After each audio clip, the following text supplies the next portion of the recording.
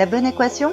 Chimie plus médecine, le tout multiplié par des entraînements, tu es sur la voie de la réussite. Vise le PASS avec Isa. Voici une question du PASS en UE1.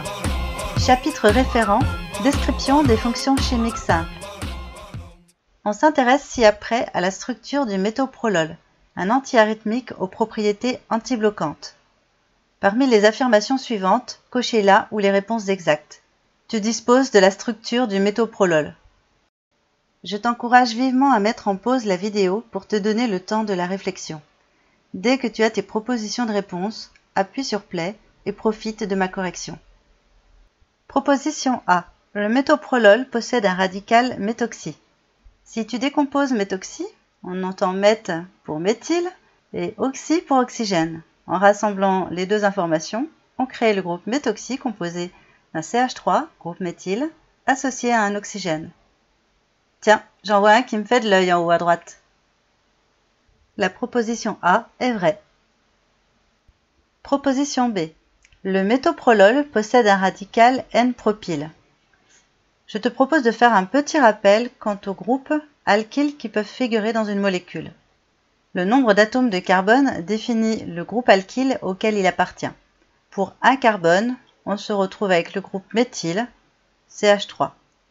2 carbones nous donnent le groupe éthyle, CH2CH3. Et 3 carbones peuvent nous donner N-propyle, isopropyle ou encore cyclopropyle. Dans le cas du N-propyle, la chaîne est linéaire. Pour l'isopropyle, nous avons une ramification et le cyclopropyle, comme son nom l'indique, présente un cycle. En observant correctement la partie droite de la molécule, on repère un isopropyle. La proposition B est donc fausse. Proposition C. Le métoprolol, représenté ci-dessus, est de configuration absolue rectus. Tu commences par repérer le carbone asymétrique. Sur celui-ci, tu fais l'inventaire des atomes qui y sont positionnés. On y trouve un hydrogène, 2 carbones et un oxygène. Le numéro atomique de l'oxygène étant le plus élevé, il a la position 1. L'hydrogène est toujours en position 4. Il nous reste à débattre entre les 2 carbones sur le carbone asymétrique. Pour celui de gauche, on peut observer qu'il porte un oxygène et 2 hydrogènes. Celui de droite porte un azote et 2 hydrogènes. Le numéro atomique de l'oxygène étant supérieur au numéro atomique de l'azote, le groupement de gauche est en position 2, le groupement de droite est en position 3. Tu remarqueras que l'atome d'hydrogène est bien placé en arrière du plan. Le sens de rotation des chiffres 1, 2, 3 est dans le sens horaire.